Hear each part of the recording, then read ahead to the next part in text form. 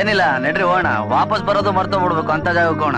Life ಅಲ್ಲಿ ಇನ್ನ ಯಾರ್ಯಾರನ್ನ follow ಮಾಡ್ಬೇಕು ದುಡ್ಡು ಬೇಡ ನಾವು.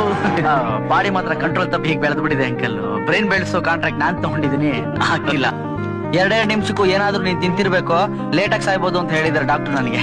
ತಿನ್ನು ಮಾರಾಯ, ನಾನೇನಾದ್ರೂ ಕೇಳದ್ನ ಇವಾಗ? ಕೇಳಕ್ಕಿಂತ ಮುಂಚೆ ಹೇಳೋದು ಒಳ್ಳೇದಲ್ವಾ ಅಂತ. ಅಂಕಲ್, ಈ ಮಧ್ಯರಾತ್ರಿ ಜೀವನ ಬೇಕಾ? ನೀವು ನನ್ನ ಅಣ್ಣನ್ ಸಮಾನ, ನೀವ್ ಯಾರಿಗೆ ಸಮಾನ ಹೇಳಕ್ ಇನ್ನೂ ಟೈಮ್ ಬಂದಿಲ್ಲ. ನನಗಿನ್ನೂ ತುಂಬಾ ಕೆಲಸ ಇದೆ. ಸ್ಕೂಲಲ್ಲಿ ಕಸ ಗುಡ್ಸಿ ನಾನಿನ್ನೂ ಊದ್ಗಡ್ಡಿ ಹಚ್ಬೇಕು ಟೀಚರ್ ಬರಕ್ಕಿಂತ ಮುಂಚೆ. ಆ ಹುಡುಗಿ ನೋಡಿದ್ರೆ 2 ತಿಂಗಳು ಹುಟ್ಟಿದಾಳೆ, ಸಿಕ್ಕಾಪಟ್ಟಿ ಸ್ಪೀಡು. ನೀನ್ ನೋಡಿದ್ರೆ 20 ತಿಂಗಳು ಹುಟ್ಟಿದ್ಯಾ, ಭಯಂಕರ ಅಷ್ಟು. ಸೆಂಟ್ರಲ್ಲಿ ನಾರ್ಮಲ್ 9 ತಿಂಗಳು ಹುಟ್ಟಿದೀವಪ್ಪ ನಾವು.